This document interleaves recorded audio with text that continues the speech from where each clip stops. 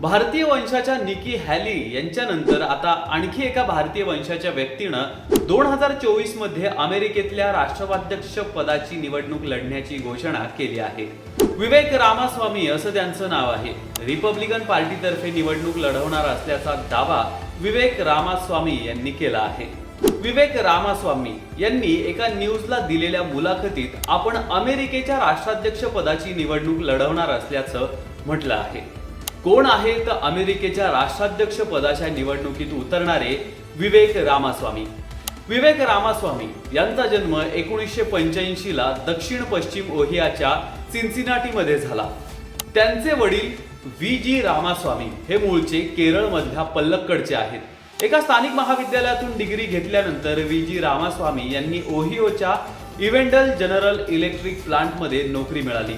विवेक यांची आई मनोविकार तज्ज्ञ होती, तर विवेक रामास्वामी यांची पत्नी अपूर्वा तिवारी या ओहियो स्टेट युनिव्हर्सिटी वेक्सनर मेडिकल सेंटरमध्ये डॉक्टर आहेत. सिन्सिनाटीच्या सेंट झेवियर्स हायस्कूल मधून विवेक रामास्वामी यांनी शिक्षण घेतलं आहे. उच्च शिक्षणासाठी हार्वर्ड आणि येल लॉ स्कूलमध्ये ते गेले होते. रामास्वामी यांनी हार्वर्ड मधून कायद्याची पदवी घेतली. विवेक रामास्वामी हे बायोटेक व्यवसायातलं प्रसिद्ध नाव आहे. रामास्वामी यांनी औषधं विकसित करणारी कंपनी रोइवेंट सायन्सेस चालवतात. 2016 मध्ये त्यांनी सर्वात मोठी जैववैज्ञानिक फर्म असलेल्या मायोवेंट सायन्सेसची स्थापना केली. एप्रिलमध्ये कंपनी स्थापन केल्यानंतर त्यांनी प्रोटेस्ट कॅन्सरचं औषध आणि महिलांच्या वांझरपणावरच्या औषधासाठी टाकेडा सोबत करार केला होता. विवेक रामास्वामी हे बायोफार्मा स्पेसमध्ये इतर काही कंपन्यांचे संस्थापकही आहेत. या कंपन्या म्हणजे मायोवेंट सायन्सेस, युरोवेंट सायन्सेस, एनजीवेंट थेराप्युटिक्स, अल्टावेट सायन्सेस होय. 37 वर्षीय विवेक रामास्वामी यांनी बायोटेक क्षेत्रात त्यांचं नाव कमावलं आहे. 2015 मध्ये फोर्ब्सच्या मुखपृष्ठावरही ते झळकले होते. फोर्ब्सच्या यादीनुसार 2014 मध्ये विवेक रामास्वामी 30 वर्षांपेक्षा कमी वय असलेल्या श्रीमंतांच्या यादीत 30व्या स्थानी होते. 2016 मध्ये 40 पेक्षा कमी वय असलेल्या श्रीमंतांच्या यादीत ते 24व्या स्थानी होते. 2024 मध्ये अमेरिकेच्या राष्ट्राध्यक्ष पदाची निवडणूक होणार आहे. या निवडणुकीसाठी उभे राहणारे ते दुसरे भारतीय वंशाचे उमेदवार आहेत. राष्ट्राध्यक्ष पदाची ही निवडणूक लढवण्यासाठी जो निधी लागणार आहे तो गोळा करण्यासाठी आणि त्यांच्या राजकीय कॅम्पेनसाठी त्यांनी एक समिती स्थापन केली आहे. अमेरिकेतल्या आयोवा या राज्यात प्रचार सभा ते घेणार आहेत. आमचा लढा हा विचारांवर आधारित असेल असं रामास्वामी यांचं म्हणणं आहे. भारतीय वंशाच्या अशा व्यक्ती ज्यांनी इतर राष्ट्रांचे नेतृत्व केलंय. सर्वप्रथम भारतीय वंशाचे ऋषी सुनक हे आता ब्रिटनचे पंतप्रधान आहेत. मात्र भारताबाहेर एखाद्या देशाचं नेतृत्व करणारे ऋषी सुनक हे काही पहिलेच भारतीय वंशाचे व्यक्ती नाहीत. ब्रिटन शिवाय जगातील 6 देशांमध्ये सध्या भारतीय वंशाच्या व्यक्ती नेतृत्व करत आहेत. त्यांची यादी पुढील प्रमाणे. पोर्तुगालचे पंतप्रधान अँटोनियो कोस्टा.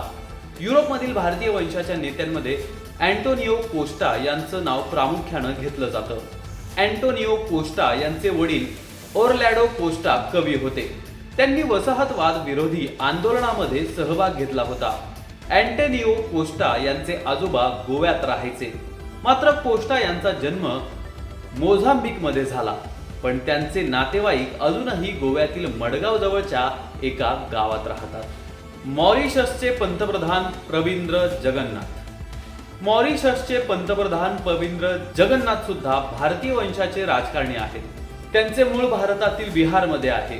प्रविंद्र जगन्नाथ यांचे वडील अनिरुद्ध जगन्नाथ हे सुद्धा मॉरिशमधील वजनदार नेते होते. सिंगापूरच्या राष्ट्रपती हलिमा याकूब. सिंगापूरच्या राष्ट्रपती हलिमा याकूब यांच्या पूर्वजांचं मूळ सुद्धा भारतात आहे. त्यांचे वडील हे भारतीय होते. हलिमा याकूब यांनी सिंगापूरच्या पहिल्या महिला राष्ट्रपती बनून इतिहास बनवला आहे.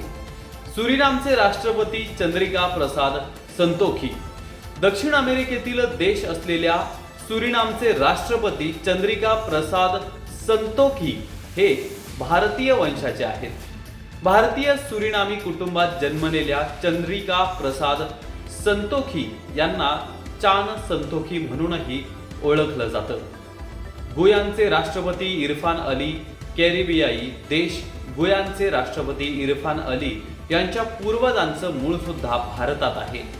त्यांचा जन्म 1980 मध्ये एका भारतीय गुयानी कुटुंबात झाला होता. सेशेलचे राष्ट्रपती वावेल राम कलावन सुद्धा भारतीय वंशाचे नेते आहेत. त्यांचे पूर्वज हे भारताच्या बिहार प्रांतातील होते. त्यांचे वडील लोहार तर आई शिक्षिका होती. अमेरिकेच्या उपराष्ट्रपती कमला हॅरिस.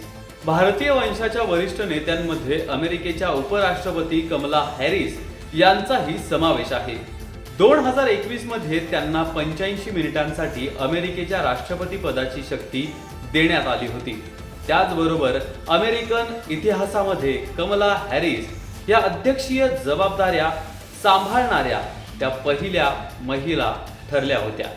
दक्षिण पॅसिफिक महासागरातील बेटाचा देश असलेल्या फिजीमध्ये अनेक भारतीय वंशाचे मंत्रीच नाहीत तर पंतप्रधानही आहेत. याचं मुख्य कारण म्हणजे फिजीची सुमारे 38% लोकसंख्या भारतीय वंशाची आहे. या देशाचे मजूर पक्षाचे नेते महिंद्र चौधरी हे 1999 मध्ये पंतप्रधान म्हणून निवडून आलेले पहिले इंडो फिजियन बनले.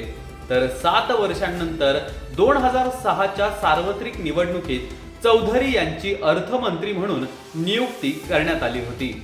चौधरींच्या आधी विजय रघुबर सिंग आणि अहमद अली हे 2 मुख्य इंडो फिजियन राजकारणी होते, ज्यांनी 1960 ते 90च्या दशकात अनेक मंत्रिपदे सांभाळली होती. फिजीप्रमाणेच उत्तर लॅटिन अमेरिकन प्रजासत्ताक देश गुयानमध्ये सुद्धा भारतीय वंशाचे राजकारणी आहेत, जे पंतप्रधान किंवा राष्ट्रपती बनले आहेत. भारत गुयानी हिंदू पालकांच्या पोटी जन्मलेले भरत जगदेव यांनी पंतप्रधान आणि राष्ट्रपती म्हणून काम करत होते. गुयानचे विद्यमान पंतप्रधान मोझेस नागमट्टू हे तमिळ भारतीय वंशाचे आहेत.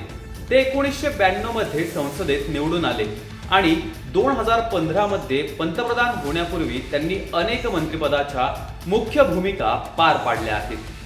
आफ्रिकन बेट राष्ट्र मॉरिशसच्या राजकारणावर ऐतिहासिकदृष्ट्या इंडो मॉरिशियन राजकारण्यांचे वर्चस्व राहिले आहे. याचं कारण म्हणजे तिथे सुमारे 52% नागरिक हिंदू धर्माचे पालन करतात. स्वातंत्र्यानंतर मॉरिशसमध्ये भारतीय वंशाचे 7 राष्ट्राध्यक्ष किंवा पंतप्रधान झाले आहेत. मॉरिशसचे सध्याचे पंतप्रधान प्रविंद कुमार जगन्नाथ हे उच्चवर्गीय हिंदू यादव कुटुंबातील आहेत. 2017 मध्ये पंतप्रधान झाले. इतकेच नाही तर त्यांचे वडील अनिरुद्ध जगन्नाथ यांनीही पंतप्रधान आणि राष्ट्रपती म्हणून काम केलं आहे.